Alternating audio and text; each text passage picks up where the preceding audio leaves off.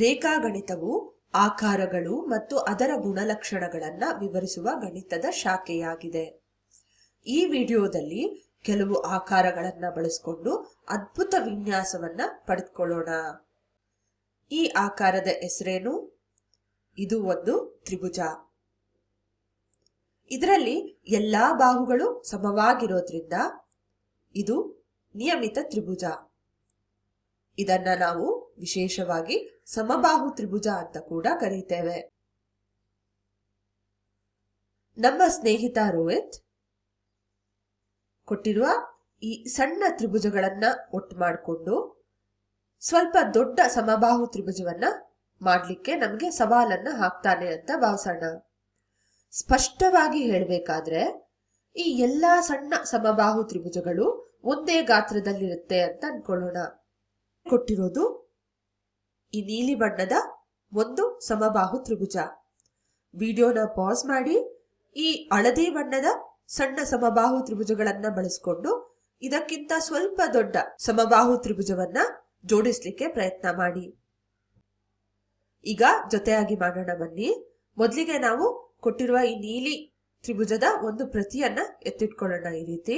ಮತ್ತು ಈ ಹಳದಿ ಬಣ್ಣದ ತ್ರಿಭುಜಗಳನ್ನ ತಗೊಂಡು ಈ ರೀತಿ ಜೋಡಿಸಿದ್ರೆ ಇದು ಒಂದು ಸಮಾಂತರ ಚತುರ್ಭುಜದ ತರ ಕಾಣುತ್ತೆ. ಈಗ ಮತ್ತೊಂದು ತ್ರಿಭುಜವನ್ನ ತಗೊಂಡು ಹೀಗೆ ಜೋಡಿಸ್ಕೊಳ್ಳೋಣ. ಇದು ಸ್ವಲ್ಪ ಚಪ್ಪಟ್ಟೆಯಾಗಿ ಕಾಣ್ತಿದೆ, ಹಾಗಾಗಿ ಮೇಲಿಂದ ಮತ್ತೊಂದು ತ್ರಿಭುಜವನ್ನ ಇಡೋಣ. ಇದು ಒಂದು ಸಮಬಾಹು ತ್ರಿಭುಜದ ತರ ಕಾಣುತ್ತೆ. ಇದರ ಒಂದು ಪ್ರತಿಯನ್ನ ತಗೊಳ್ಳೋಣ, ಮೇಲಿಟ್ಕೊಳ್ಳೋಣ. ಇದರಲ್ಲಿ ಒಟ್ಟು ಎಷ್ಟು ಸಣ್ಣ ತ್ರಿಭುಜಗಳನ್ನ ಬಳಸಿದ್ವಿ ಅಂತ ನೋಡಿದ್ರೆ 4 ಸಣ್ಣ ತ್ರಿಭುಜಗಳನ್ನ ಬಳಸಲಾಗಿತ್ತು.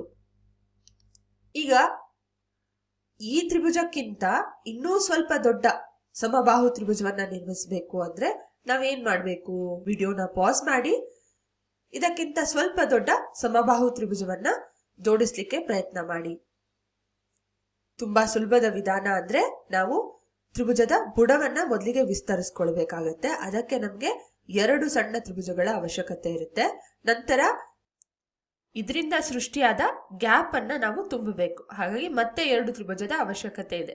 ಈಗ ಚಪ್ಪಟ್ಟೆಯಾಗಿ ಕಾಣ್ತಿರೋದ್ರಿಂದ ಮೇಲಿಂದ ಮತ್ತೊಂದು ತ್ರಿಭುಜವನ್ನ ಜೋಡಿಸ್ಕೊಳ್ಳೋದು. ಈ ರೀತಿ ನಾವು ಇಂದಿನ ಹಂತಕ್ಕಿಂತ ಸ್ವಲ್ಪ ದೊಡ್ಡ ಸಮಬಾಹು ತ್ರಿಭುಜವನ್ನ ನಿರ್ಮಿಸ್ಕೊಂಡ್ವಿ. ಇದರಲ್ಲಿ ಒಟ್ಟು 9 ಸಣ್ಣ ಸಮಬಾಹು ತ್ರಿಭುಜಗಳು ಕಂಡುಬಂದ್ವು. ಇದೇ ರೀತಿ ಸಣ್ಣ ತ್ರಿಭುಜಗಳನ್ನ ಬಳಸ್ಕೊಂಡು ದೊಡ್ಡ ದೊಡ್ಡ ಸಮಬಾಹು ತ್ರಿಭುಜವನ್ನ ನಾವು ಜೋಡಿಸ್ತಾ ಹೋಗ್ಬೋದು. ಈ ರೀತಿ ನಾವು ಸಮಬಾಹು ತ್ರಿಭುಜವನ್ನ ಬಳಸ್ಕೊಂಡು ಒಂದು ಅದ್ಭುತ ವಿನ್ಯಾಸವನ್ನ ಪಡೆದುಕೊಂಡ್ವಿ. ಹಾಗಿದ್ರೆ ಇದನ್ನ ಹೊರತುಪಡಿಸಿ ಬೇರೆ ಇನ್ಯಾವುದಾದ್ರೂ ವಿನ್ಯಾಸವನ್ನ ಪಡೆದುಕೊಳ್ಬೋದಾ ಅಂತ ನೀವು ಯೋಚನೆ ಮಾಡಿ ನೋಡಿ. ಹಲವಾರು ವಿನ್ಯಾಸಗಳನ್ನ ನಾವು ಪಡೆದುಕೊಳ್ಬಹುದು. ಅದರಲ್ಲಿ ಒಂದು ಅದ್ಭುತವಾದ ವಿನ್ಯಾಸವಿದೆ, ಅದ್ರ ಬಗ್ಗೆ ಈಗ ನಾವು ಚರ್ಚಿಸೋಣ. ಮೊದಲಿಗೆ ಒಂದು ಸಮಬಾಹು ತ್ರಿಭುಜವನ್ನ ತಗೊಂಡು ಅದರ ಬಾಹುಗಳನ್ನ 3 ಸಮಭಾಗಗಳನ್ನಾಗಿ ವಿಂಗಡಿಸ್ಕೊಳ್ಳೋಣ.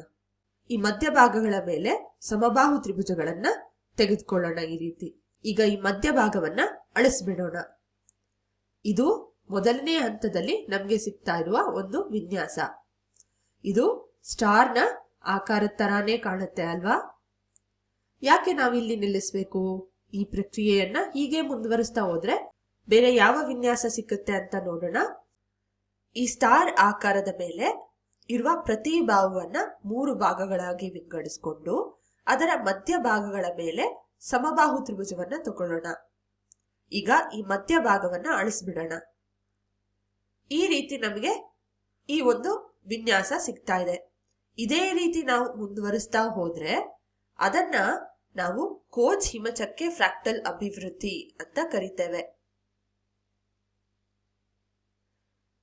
ನೋಡ್ಲಿಕ್ಕೆ ಸ್ವಲ್ಪ ವಿಭಿನ್ನವಾಗಿ ಕಾಣ್ತಾ ಇದೆ ಅಲ್ಲ?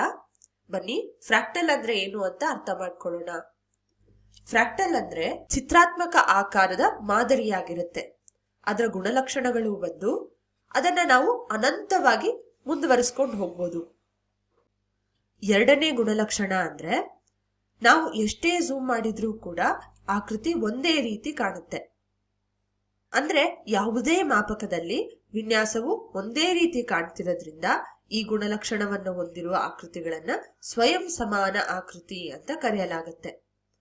ಈ ವಿಡಿಯೋದಲ್ಲಿ ಆಕಾರಗಳನ್ನ ಬಳಸಿಕೊಂಡು ವಿವಿಧ ವಿನ್ಯಾಸಗಳನ್ನ ಹೇಗೆ ನಿರ್ಮಿಸಬಹುದು ಅಂತ ನಾವು ನೋಡಿದ್ವಿ.